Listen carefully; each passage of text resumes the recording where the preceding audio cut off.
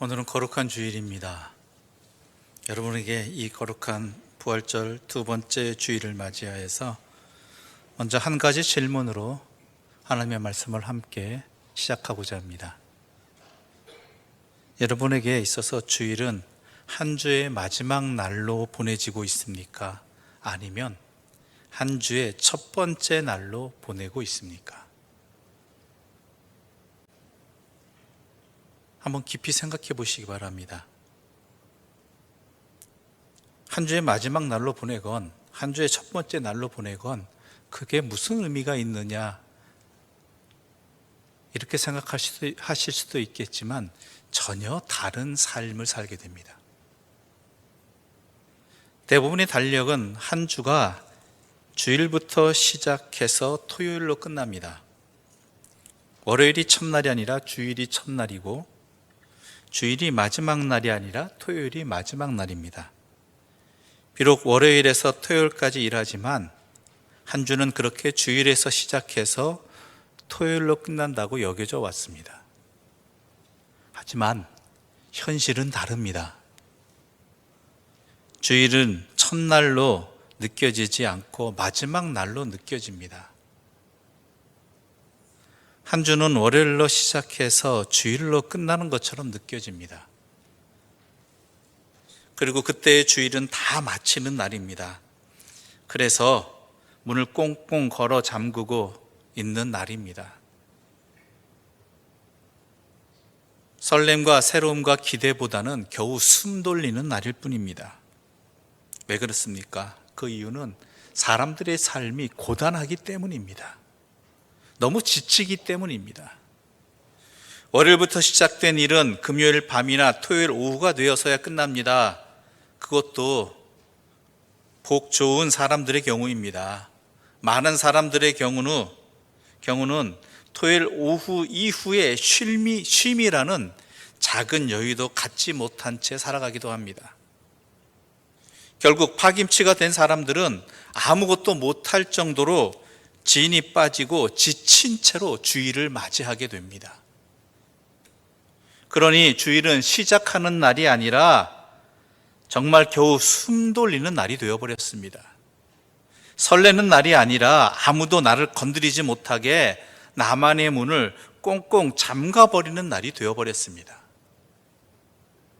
지친 육체와 정신을 위로하는 날이 되어버리고 다음 날에 대한 기대를 갖기보다는 다음 날이 오는 것을 두려워하는 그런 날이 되어버렸습니다. 그래서 주일 저녁이면은 내일이 시작되는 것이 매우 힘든, 싫은 그러한 답답한 시간들을 맞이하게 되는 것이죠. 예수님이 제자들이 그랬던 것처럼 우리들 역시 자동적으로 몸을 움츠리고 마음을 좁히는 시간이 되어버렸습니다. 여러분 어떠신가요? 이렇게 주일을 한 주의 마지막 날로 보내고 있지는 않습니까? 새로운 시작에 대한 기대감보다는 새로운 시작을 두려워하는 그러한 마지막 날로 보내고 있지 않습니까? 주일은 그런 날이 아닙니다. 주일은 첫날입니다. 새로운 시작이 열려지는 그러한 기대를 갖고 시작해야 되는 그러한 첫날인 것입니다. 그런데 왜 우리는 그렇지 못한 현실을 살고 있을까요? 오늘 본문의 말씀을 통해서 우리에게 이 주일을 작은 부활절을 허락해 주신 주님의 뜻을 한번 살펴보는 시간을 갖겠습니다. 19절 상반절 말씀은 이렇게 시작합니다. 이날 곧 안식 후 첫날 저녁 때에 제자들이 유대인들을 두려워하여 모인 곳에 문들을 닫았더니, 이날 곧 안식 후 첫날 저녁이라는 이 말씀으로 오늘 본문은 시작하고 있습니다.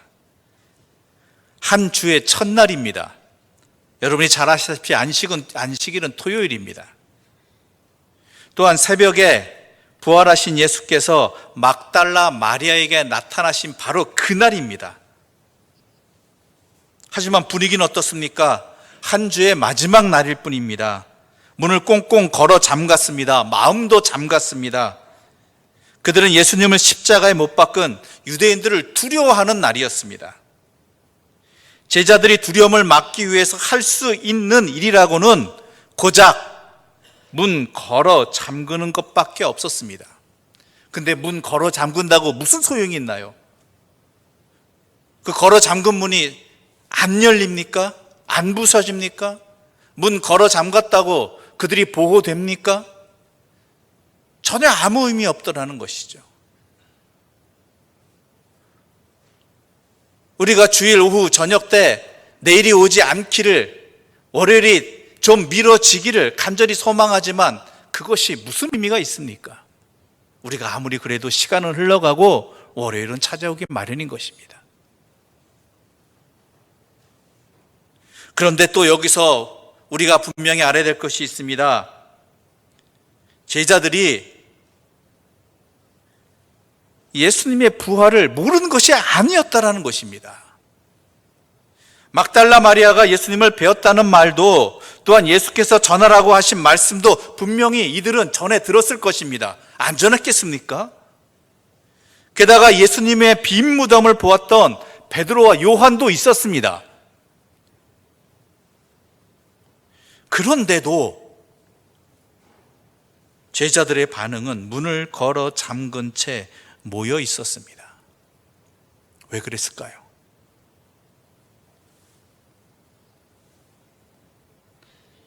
제자들이 두려워한 것은, 제자들의 두려움의 원인은 유대인들이 아니었습니다.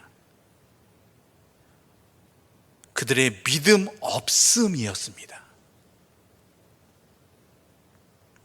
예수님께서 부활하셨다는 그 사실은 분명히 들었습니다. 그러나 그 믿음은 그 부활을 남에게 전할 수 없는 믿음이었고, 예수님처럼 살아야 한다는 생각도 없는 믿음이었고, 십자가의 길을 가다가 죽으면 영원히 살 것이라고 믿지 않는 믿음이었다라는 것이죠. 그들에게 있는 것은 오직 자신도 예수님처럼 죽을지 모른다는 두려움뿐이었습니다. 분명히 예수님께서 부활하셨음을 알고 있으면서 들었으면서도 여전히 그 부활의 기쁨보다는 두려움이 그들을 사로잡고 있었다라는 것이죠. 우리도 그렇습니다. 예수님이 부활하신 것 우리 다 알고 있습니다. 믿고 계십니다. 아닌가요? 또 우리도 언젠가는 부활할 것을 믿는다고 이야기합니다. 그런데 왜 그토록 죽음의 두려움에 사로잡혀 살아가십니까? 또한 내 생명의 주인은 예수님이라는 것을 말하면서도 그것을 인정하지 않는 세상의 탐욕을 부리는, 탐욕에 사로잡힌 발버둥 치는 삶을 추하게 왜 살고 있느냐라는 것이죠.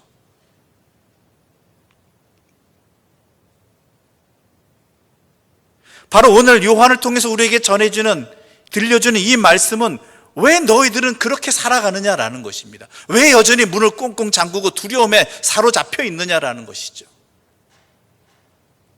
분명히 예수님은 부활하셨는데, 우리 또한 부활의 생명의 은혜를 입었는데 왜 여전히 그 모양 그 꼴이냐라는 것입니다. 도대체 이유가 뭐냐라는 것이죠. 근데 여러분 분명히 아셔야 됩니다. 이들은 이대로 멈추지 않았습니다. 이들이 얼마 지나지 않아서 어떤 일이 벌어진지 아십니까? 사도행전을 보게 되면 5장 41절에 이런 말씀이 기록되어 있습니다. 사도들은 그 이름을 위하여 능력받는 일에 합당한 자로 여기심을 기뻐하면서 공의 앞을 떠나니라. 예수님을 사로잡고 죽인 유대인들이 두려워서 문을 꼭꼭 잠그던, 예수님이 부활했음을 알고 있으면서도 들었으면서도 그 부활의 기쁨보다는 두려움에 사로잡힌 사람들이었습니다. 그런데 얼마 지나지 않아서 이들이 어땠습니까? 상황이 변하지 않았습니다. 여전히 그들에 대한 유대인들의 죽음과 핍박의 위험은 여전했습니다. 잡히면 감옥에 들어가거나 아니면 순교하거나 이런 일밖에 남아있지 않습니다. 그럼에도 불구하고 이들은 어떻게 변했습니까? 도리어 예수의 이름을 위하여서 그 고통 당하는 것, 그 어려움 당하는 것을 도리어 기뻐했다라는 것입니다. 그리고 나가서 부활의 증인으로서의 삶을 살았다는 것이죠. 도대체 어떤 이유 때문에, 무엇 때문에 이들이 이렇게 되었느냐라는 것이죠.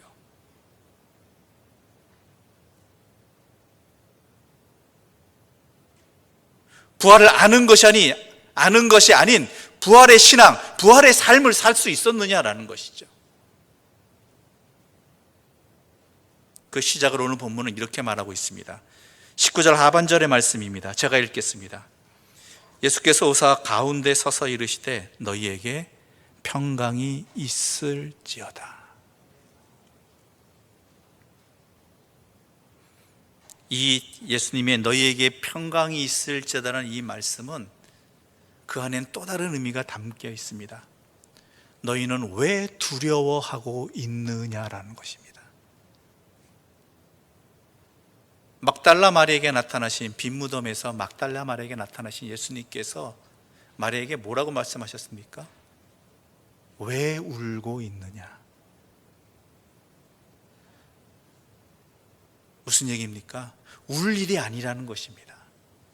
이제 기뻐해야 할 일인데 너는 왜 울고 있느냐라는 것이죠. 제자들에게도 마찬가지입니다.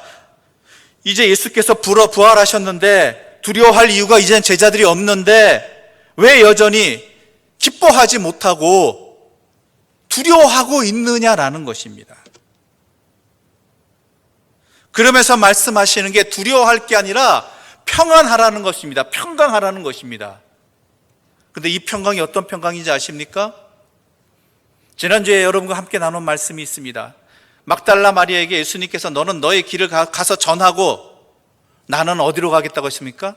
아버지께로 가겠다고 했죠. 아버지가 어떤 아버지입니까? 나의 아버지, 나의 하나님. 바로 이것이 평강입니다. 무슨 얘기냐? 그 뒤에 또 한 사건이 나타납니다. 바로 도마, 우리가 잘 알고 있는 도마 이야기이죠. 도마는 이때 이 자리에 없었습니다. 그때 제자들이 예수님을 만났다고 하니까 난 도저히 믿지 못하겠다고 합니다. 도마는 내가 그 손의 못자국을 보며 내 손가락을 그 못자국에 넣으며 내 손을 그 옆구리에 넣어보지 않고는 믿지 않겠다라고 이야기합니다. 그 사건이 있은 후 8일이 지나서 제자들이 다시 집에 모여 있었습니다.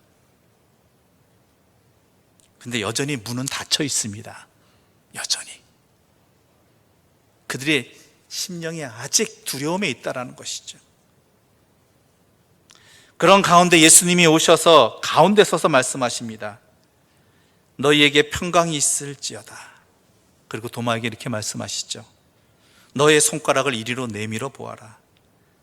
그리하여 믿음 없는 자가 되지 말고 믿는 자가 되라. 이 말씀을 듣고 도마가 뭐라고 고백하는 줄 아십니까? 28절의 말씀 함께 읽어보겠습니다. 28절 말씀입니다. 함께 읽겠습니다. 도마가 대답하여 이르되 나의 주님이시요 나의 하나님이시니이다. 아멘. 이것이 평강입니다.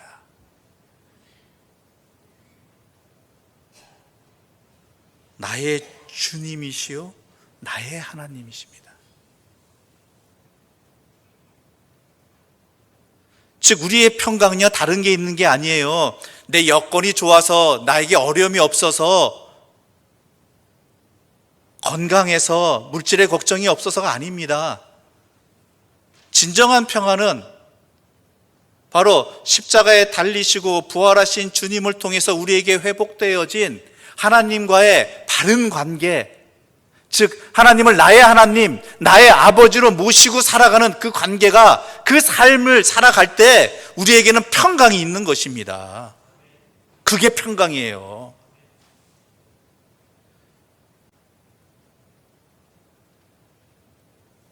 하나님을 나의 하나님으로, 나의 아버지로 모시고 살아가지 못한다면, 그 관계 속에서 살아가지 못한다면 그 모든 것들은 두려움뿐입니다. 그 모든 것들은 근심뿐입니다. 염려뿐입니다. 아무리 돈이 많으면 뭐합니까? 아무리 건강하면 뭐합니까? 우리가 두려움에 사로잡히고 염려 속에 있고 근심하며 살아가는 것, 참된 기쁨을 누리지 못하는 것, 그 근본적인 원인은요, 하나님과의 나와의 관계가 제대로 이어지지 않고 있기 때문에 바로 거기에 있는 것이라는 이야기입니다. 그 이야기는 뭡니까? 나에게 뭔가 두려움이 있다, 근심이 있다, 염려가 있다. 그럼 가장 먼저 점검해야 될 것이 뭐냐? 내가 하나님을 나의 아버지로서, 나의 하나님으로서 항상 모시고 살피며 그 관계 속에서 살아가고 있느냐 아니냐를 가장 먼저 점검해 보아야 된다는 거예요. 그것부터 확립해야 된다는 거예요.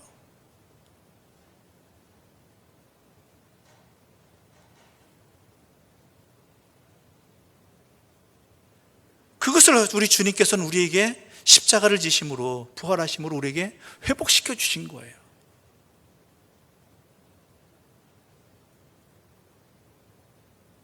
사람이 편안해야 잘 삽니다. 평안해야 또한 힘이 있습니다. 모든 어려움도 이겨낼 수 있는 지혜가 생기고 담대함도 생깁니다. 그 모든 것들은 하나님이 나의 하나님이시고 나의 아버지시다, 바로 이 관계 속에서 비롯되어지는 것입니다. 이것이 허락된 것이 바로 부활입니다. 부활의 신앙입니다. 그 예수님의 부활을 통해서 우리가 이 관계가 나의 하나님 어찌하여 나를 버리셨나이까라는 이 절망의 자리에서 나의 아버지, 나의 하나님이란 이 관계가 회복되어지는 것, 이게 부활의 은혜이고 복인 것이죠. 그게 우리를 살아가게 합니다. 우리에게 앞으로 놓여진, 시작되어지는 삶이 달라지게 합니다.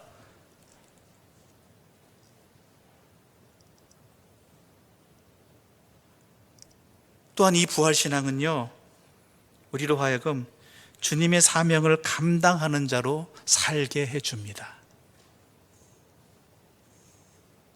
마리아나 제자들은 모두 보는 것만으로 예수님을 알아보지 못했습니다. 하지만 마리아는 음성을 듣고 알아보았죠. 한편 제자들은 못이 박혔던 손과 창에 깊이 찔렸던 옆구리를 본 후에야 주를 알아보았습니다. 그리고 그들은 기뻐했습니다. 그런데 그 다음에 예수님이 말씀하십니다. 21절 말씀 함께 읽어보겠습니다. 21절입니다. 예수께서 또 이르시되 너희에게 평강이 있을지어다. 아버지께서 나를 보내신 것 같이 나도 너희를 보내노라. 아멘. 이게 부활의 삶입니다.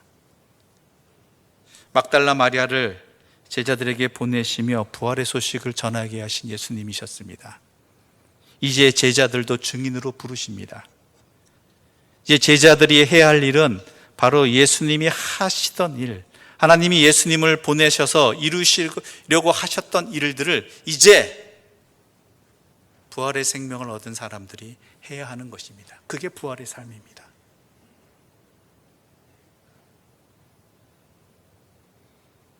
하지만 이렇다고 해서 부활의 삶과 사명을 감당하기에는 부족합니다. 분명히 사명을 받았는데요, 제자들 여전히 문 닫고 있었잖아요. 그렇죠? 어떤 이들은 갈릴리로 떠나기도 하고 여전히 두려움에 사로잡혀 있다는 것이죠. 분명히 예수님께서 지금 부활하셨다는 그 사실도 인정했고 부활의 실체도 경험했습니다. 그래서 사명도 받았습니다. 그런데 아직이에요, 아직. 그렇죠? 우리 또한 그렇습니다. 우리에게 깨닫게 해주신 하나님의 말씀을 통해서 은혜를 받습니다. 힘을 얻습니다. 기뻐합니다. 그런데 예배를 마치고 일상으로 돌아가서는 왜 그 삶대로 살지 못하는 것일까요? 여전히 부활의 삶이 아니라 죽음을 두려워하는 근심과 두려움의 삶을 왜 벗어나지 못하는 것일까요? 왜 행하지 못하는 것일까요?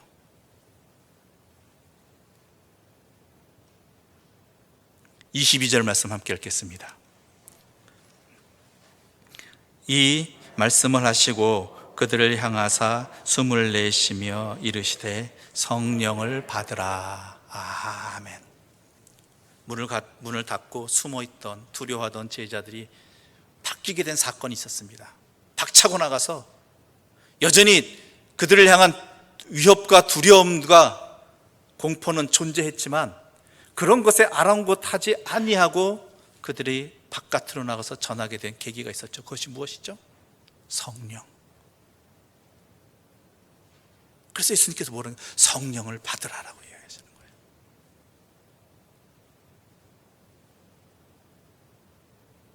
성령 없이는요, 부활의 의미를 제대로 알 수 없습니다. 담대한 부활의 증인이 될 수 없습니다.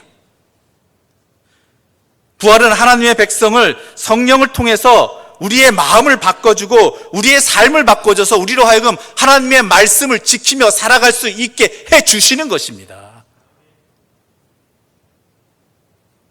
자기 눈에 오른 대로 자기 욕망 속에서 살던 사람들이 하나님의 백성이 되고 하나님의 자녀가 되어 살 수 있는 그러한 관계가 말씀의 관계로 살아갈 수 있는 그 힘은 바로 성령의 주권적인 역사가 있지 않으면 우리는 행할 수 없게 된다는 것이죠. 그래서 우리가 성령을 사모하고 성령께서 나를 축원해 주시기를 간절히 구해야 되는 거예요. 분명히 좋은 것 알고 이렇게 살아야 되는 것 알고 이것밖에 없는 거 알면서도 행하지 못하고 여전히 움츠려 있는 우리들이 박차고 나가서 상황에 흔들리지 않냐고 살 수 있는 그 힘은 성령을 통해서 나오게 된다는 것이죠.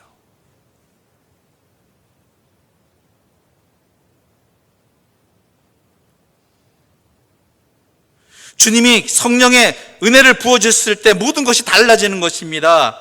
그들을 향한 세상의 태도 달라지지 않았지만 그들에게는 이제 평강이 왔습니다. 기쁨이 찾아왔습니다. 사람들을 두려워하지 않는 당당함이 생겼습니다. 그래서 그날은 더 이상 태양의 날이 아니라 주님의 날이 된 것이고 그 주님의 날로 새로운 삶을 시작할 수 있게 된 것입니다. 그 부활의 기쁨으로 나머지 엿새를 살아갈 수 있는 그 시작이 열리게 된 것입니다.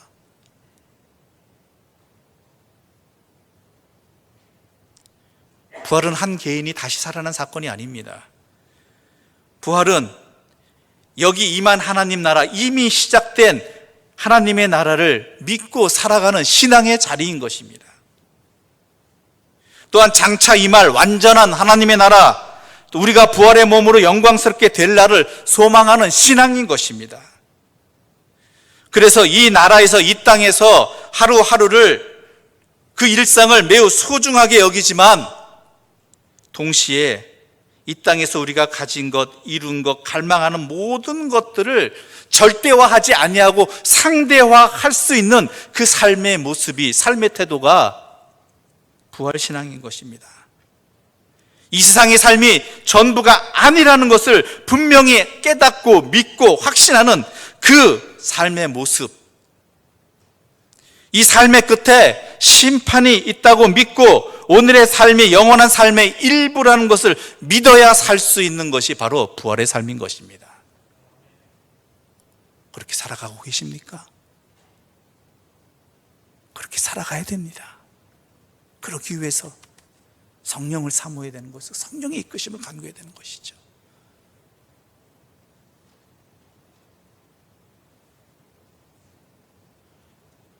그래야지 주의 말씀을 따라 주의 사명을 감당하고 아버지 하나님과의 바른 관계 속에서 참된 평강을 누리며 전하며 살 수 있는 것입니다.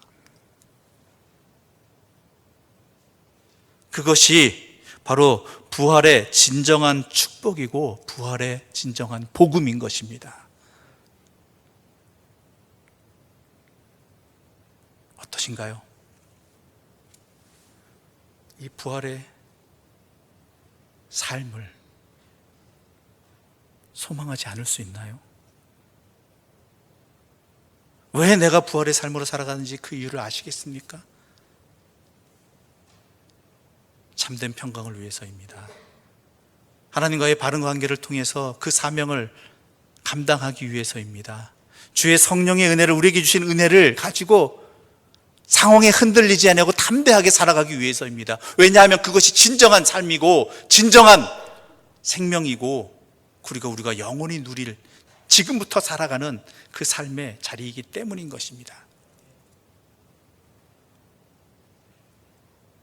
그러므로 이 예배를 드리고 있는 이 주일 아침에 모인 여러분, 세상이 찌들린 두려움에 사로잡힌 엿새의 마음으로 주일을 살지 마시고 참된 부활의 신앙으로 주일의 마음으로 우리의 나머지 삶들을 살아가시는 새로운 시작을 열어가시는 주님의 사람들 되시기 바랍니다.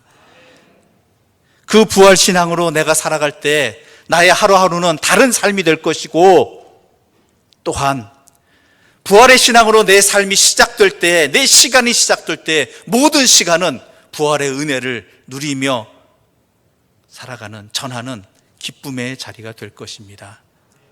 그러기 위해 예수님은 우리를 위해 십자가를 지셨고 부활하셨고 오늘 우리에게도 나타나셨습니다. 그 은혜를 누리시는, 그 생명을 누리시는 힘있는 하나님의 자녀들 되시기를 간절히 소망합니다. 기도드리겠습니다. 하나님 아버지, 감사합니다.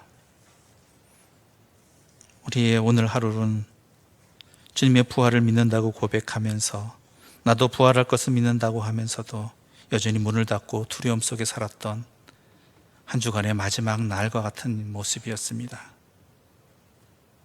또다시 두려움이 시작될까 봐 염려하고 근심하고 내가 제대로 살아가지 못하는 그런 부끄러운 안타까운 모습들이었습니다. 그런 나에게 찾아오셔서